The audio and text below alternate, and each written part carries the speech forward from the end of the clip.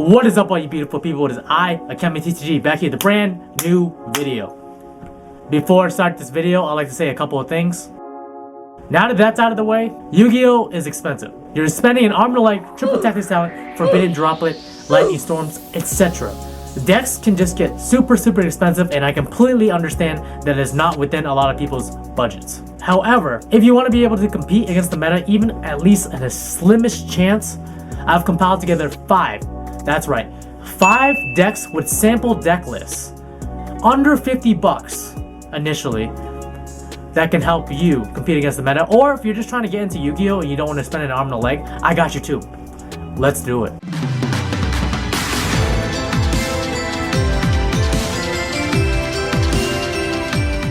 Alright everyone, let's go right into it. So onto our decks. So the first one, I'm biased. I love Crusadia. So Crusadia is extremely strong deck in the sense that you can one-punch people and catch them off guard extremely hard, especially if they make an established board. And let's say they just open Red Eyes Fusion and all they have is the Dragoon. You're inherently playing 3 Kaijus, which really helps with that a lot because that's an easy out. You can actually extend and play more Kaijus. You can get rid of that mind control and play in another Kaiju. I'm actually going to do that right now just because it's extremely good right now. But it's just good in the sense that how this deck works is you just link climb, you normal summon any Crusadia monster. It's an inherent normal summon, obviously. Then you link summon into Magius. Then you special summon a Crusadia under it, and it's an inherent special summon. So they don't have the opportunity to negate the special summon. So they can't Appaloosa your special summon or anything. Obviously, they can Appaloosa the effect.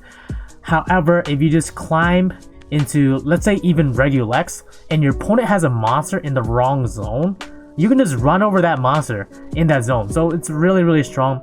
And granted, on top of that, there is an Omni negate with Crusadia Equimax. However, it has to be on the field, which kind of sucks. But however, you can play around Dark Ruler No More if you have Crusadia Power face down. So how that will work is you have to have Crusadia Equimax with a monster it's pointed to. So your opponent's gonna activate Dark Ruler No More. If you have the Crusadia Power face down, you can flip it, and then you can chain Equimax to the Crusadia Power on the same chain as Dark Ruler No More, and then negate the effects of Dark Ruler No More. Because Dark Ruler No More just targets a face-up card your opponent controls. It doesn't have to activate directly to an effect activating. I mean Crusadia Equimax rather. So it's good. The only real choke point, or one of the things I don't like about the deck, is it's extremely normal summon reliant. If your opponent, let's say if you normal summon Skipper and you use its effect and they Cyframe Gamma you or even Ghost Ogre you, you're gonna die. That's how it is. Your turn just kind of ends there, and that is just something you have to think about. You know, high risk, high reward. But funny enough, I've actually won local several times with Crusadias. Well, rather, I was playing Crusadia first, but I sat it in Crusadia second, so it worked out. If you were to replace some cards, if you're playing Crusadia second, you can play Gizmek Kaku once you get the funds. Let me just type that here. Gizmek Kaku once you get the funds. Gizmek Orochi if you're really ambitious too. You can get yourself extra buffs for seemingly no reason, and Gizmek Kaku is extremely strong because a lot of people do summon stuff in the extra monster zone. Keep that in mind. Alright, my second one is going to be bam, Zoodiacs. Again, with the Zoodiacs, I feel that Zoos, especially since Mega Class just got reprinted, everything is just dirt cheap. I can't think of probably the most expensive card in this deck. Probably has to be Chekanon, and this is probably 8 or 9 bucks. And Crackdown got reprinted, so it's cheap as well. Strike is reprinted. Stormy Rare Force is $1 or $2. But basically, how this deck works is it's a 1-card combo with Rapier. And I'm just gonna show you guys that right now because we're already here. So I actually opened Rapier, which is super nice. So 1-card combo, okay.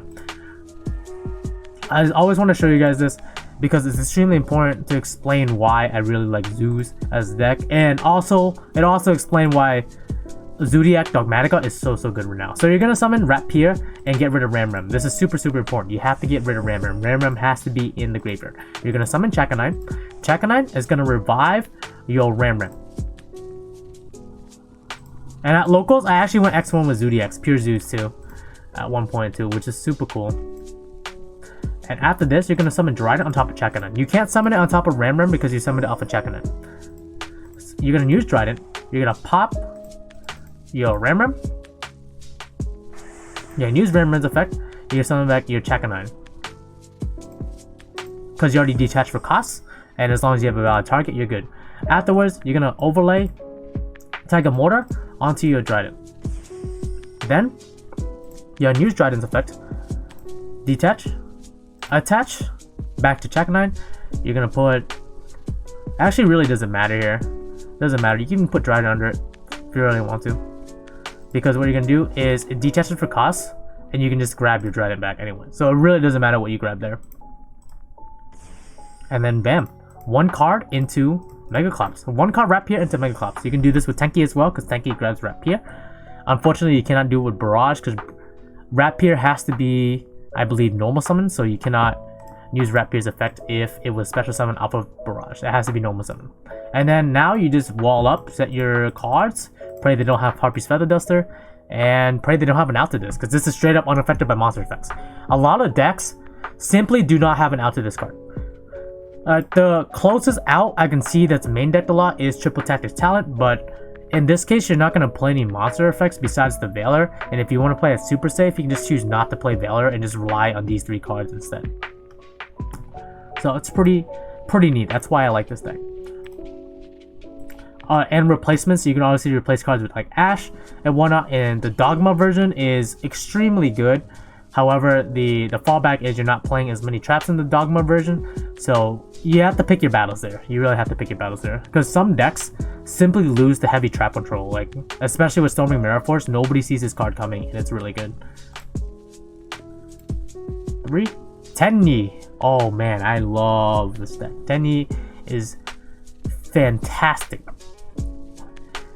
It's a good deck in the sense that you are doing every single one of your plays. Every single one of the Tenyi cards can be special summoned if you control no effect monsters. So all you do is special summon Ajna. However, it does activate in the hand as the effect. So if they have an Appaloosa with a lot of gas, and you open like 4 Tenyi cards and they just choose the Appaloosa to negate all your Tenyi cards, you kind of lose there, just as a heads up. So you just special summon your Ashuna, link up, go into Monk, or you special summon literally any of the Tenyis. Then as long as you have a second Tenyi, you can just keep going off. And the idea is you want to get Mare into the graveyard ASAP with either Vessel, Foolish Burial, what is it? Heavenly. You can do a lot of things with this. And also they have a Omni Negate, which is Fist of the Unrivaled Tenyi, and if your opponent manages to blow this card up, if they Harpy's Feather Duster, which is going to be seen, Twin Twisters, etc., you can special summon any non-effect monster from your extra deck. Unfortunately, this is not a fusion summon, so you can't revive it afterwards, but you can summon that Blue Eyes Ultimate from your extra deck and just surprise your opponent with a 4500 beater, and they're like, how do I get over that? Most of the time, they have to do something to pop it, and that adds another corkscrew in the opponent's plays. And again, I also play the 5 God Link Dragon because you can summon 5 monsters with Mare. And granted, you do not summon Ashuna this turn, then you can pop off and summon 5 God Link Dragon. And this is pretty hard to get over. It's just straight up unaffected by other card effects, period. So they have to kaiju it, and it's just a meme, big meme. And also, one Mystery Shell Dragon, because you never know if your opponent has a Vanity's Fiend, and this is kind of like the out to it. If you have Mystery Shell Dragon and Hata, you can pop off and run over Vanity's Fiend. And this guy essentially becomes a quote-unquote 3500 beater because your opponent's attack is dropped by 1500. And it's cool. It also gets revived by Shatana as well. D4 next. Dinos. We're playing the Valors in this package. I would highly recommend playing Ash because you get no more targets for True King Agnimizid. Dinos is always going to be a cheap budget option, especially since they just reprinted the structure deck, so it's even cheaper. One of the extra techs I really like in this deck is Time Wizard of Tomorrow. Unfortunately, Instant Fusion is at 1, which is granted, it should be, but if it wasn't, then this card can pop off even harder. This card can destroy as many cards on the field as possible. You flip a coin, regardless of whether you call it right or wrong, you're gonna nuke the field anyways. So it has synergy with cards such as, you know, Baby Ceratosaurus and Pteranodon, because when they're destroyed, their effects get activated too. But also, if you happen to call it right, your opponent's gonna take half the burn damage. So it's pretty fire, no pun intended, considering that Ultimate Conductor can just chomp your opponent for 3,500. Just think about that, guys. Think about that, guys.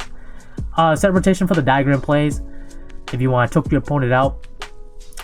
But other than that, it's pretty much a standard Dino deck. You know, Oviraptor go into Doka, Laga. However, obviously you would play the Archosaur if you had the funds for it. That's 100% no bias, the better version, better way to play this deck. But however, if you're just starting to get into Yu-Gi-Oh, this is not an expensive option at all, especially since all the cards are just cheaper now. Diagram's cheap, Double Evil is cheap, the whole entire structure deck just got reprinted. Effect Builders is cheap, even Thousand Eyes Restrict is cheap. So we good, guys. We budget out here. We budget out here. You guys are enjoying this video so far, make sure to drop a like, comment, and subscribe. I would really appreciate it. Next one is B5, and I can't believe I am saying this. Monarchs are back. They are back. And this deck, just as a forewarning, is still bricky even with Pantheism at 3. I did call it 100%.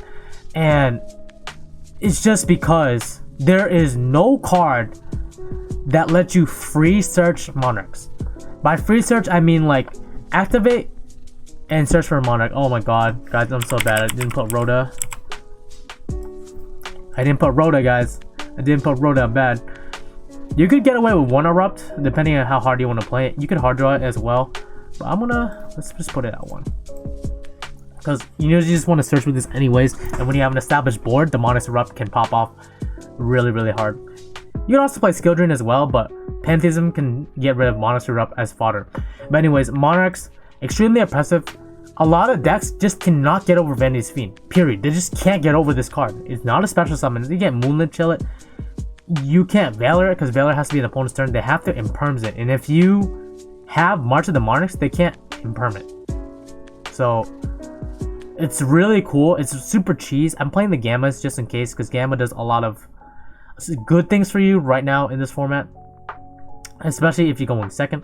Obviously your sideboard could be dedicated to going second.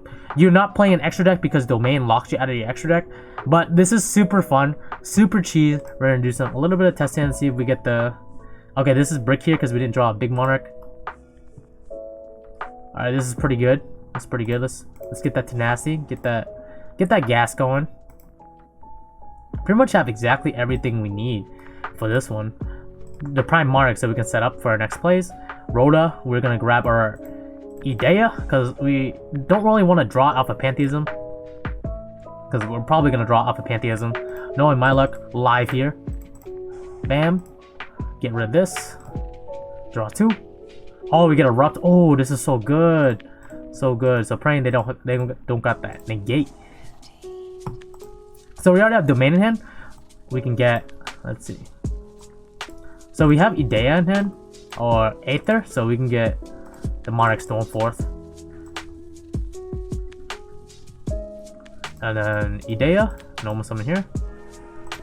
Use Idea's effect. This is like a pretty optimal hand. Like, your hands never get this good, by the way. This just doesn't happen. Just as a forewarning. And now here, you activate Domain.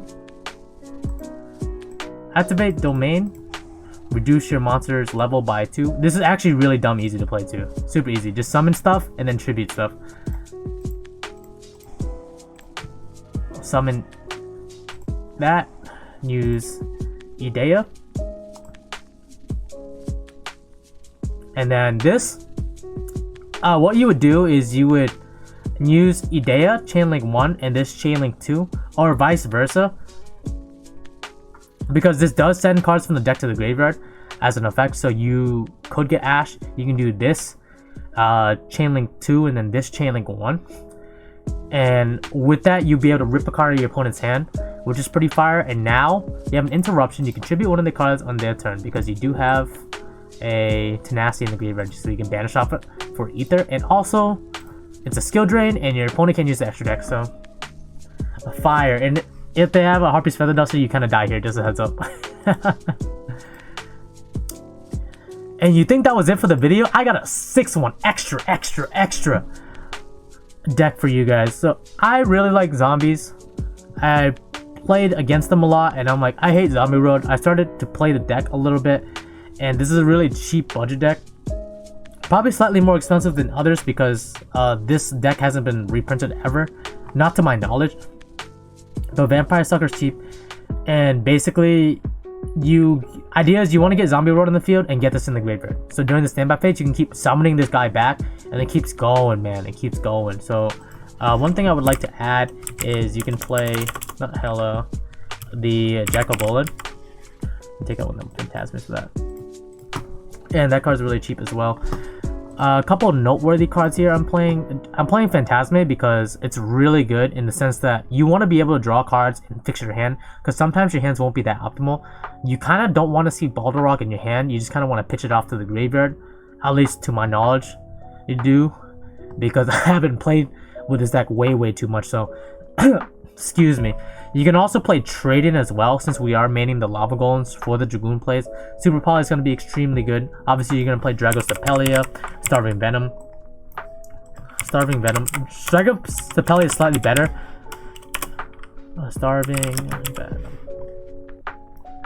Because you can also... It's also a quick effect filler, which is super nice, but food for thought. And also, I'm slurring my words here. You're playing Nether Soul. Bam! Because this makes any 2 zombies, which is super easy to make. And it's just a good deck.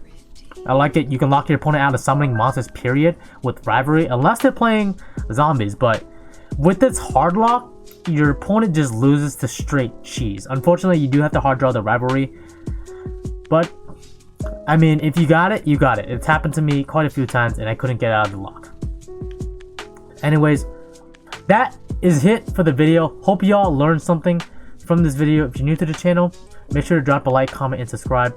Really do appreciate each and every single one of you. I'm AkemiTCG. I will see you guys the next time. Peace.